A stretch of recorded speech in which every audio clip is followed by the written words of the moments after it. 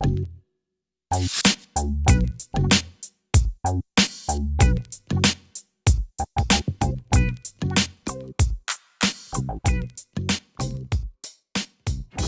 stayed in all weekend, and it was raining all weekend. It was last Friday.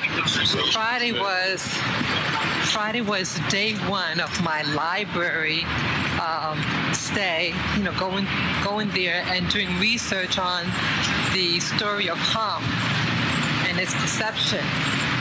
So, well, I'm off right now. I'm going to walk over to the library. And I want to talk about something that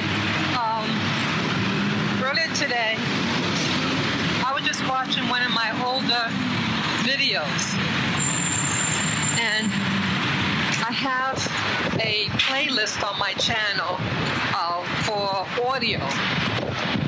And I was just playing. I said, you know, I never really played my playlist for audio. And sometimes it's good to know what your earlier work is discussing. And the second video, no, it's the first one, I talked about the tree of life and what it means about the tree of life and the tree of, what was that, the knowledge of good and evil. And as I was listening to myself, I said, yeah,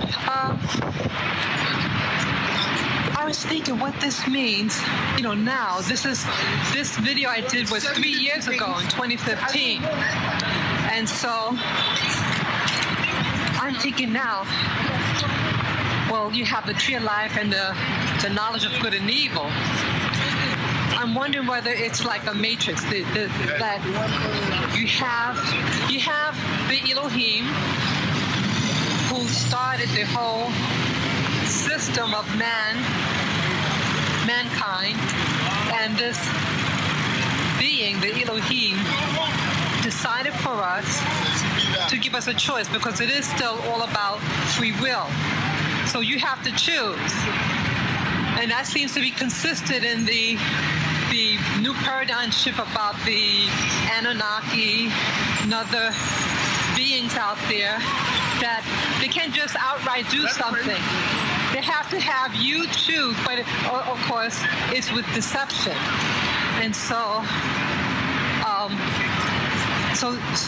I'm wondering whether it's like a holographic life.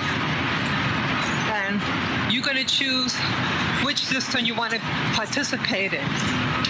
But you're still going to be about doing their work. So, they have in the middle, because again, the tree of the knowledge, the tree of life was in the middle. So they're putting up in your face, but for whatever reason, they didn't choose it initially. But I think that's all by design. And it's trickery, but it's like hidden in plain sight, okay? And then you have this knowledge of good and evil. This other being comes in, so they're trying to deceive you, which is probably true. There was a deception at play. But this other tree of life is the paradigm system by default. That's what we're in right now. That paradigm of good and evil, black and white, religions fighting against other religions, you know, that system, what we currently live in. And it will not get better, because that's how it's designed. It's designed just what it's doing now.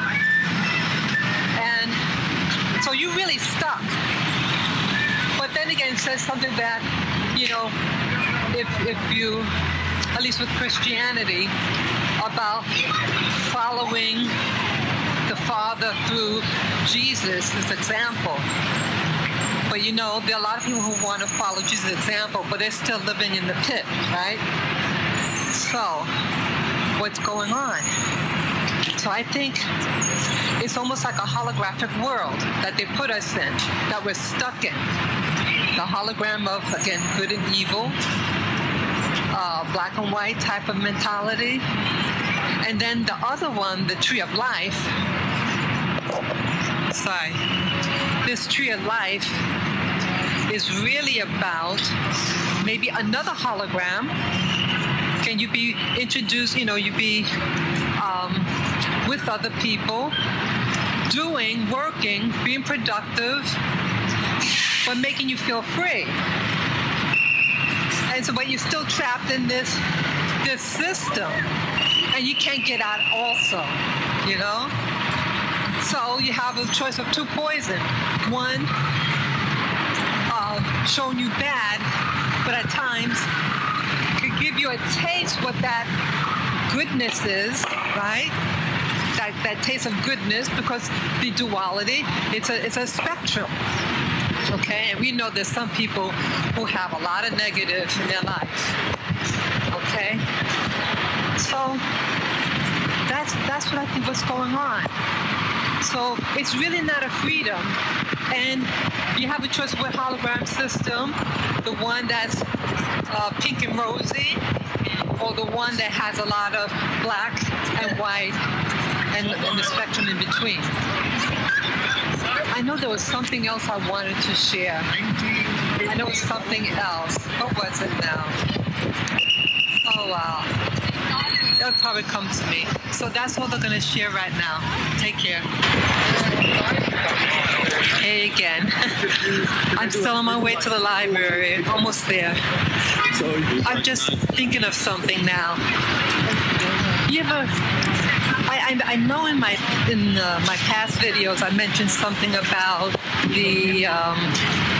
about society, how it's set up, and that this social system, or what they call civilization, is a foreign entity of this planet. It's not an organic system, civilization.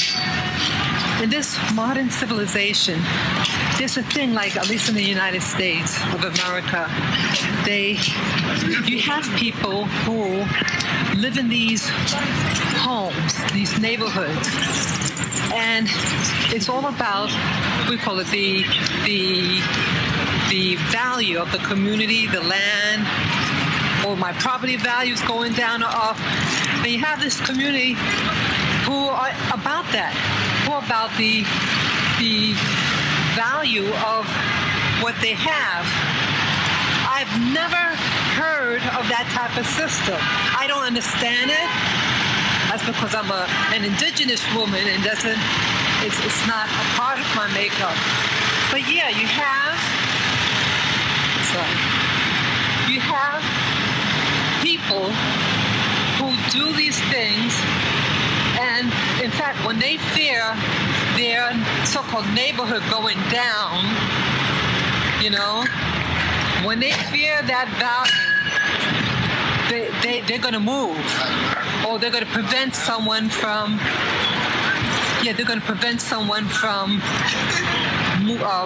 moving in. And I think that's a trick of the enemy, of the people who are manipulating this current world system. Let me elaborate. Now, if you have an outside force and they want you to do something, isn't the best way to do something, to have them do something, is on their own volition? Well, you teach a story called racism or nationalism, and you teach people not to like certain groups, all those dirty poor people, that type of mentality, that fear mentality. And when they do that, what's going to happen? So when that different person comes in, what's going to happen? Well, they're going to move. The people of that community are going to move because the undesirables moved in, right? You have a social undesirable, and so they leave. But let me tell you, that's their plan. They're relying on teaching you the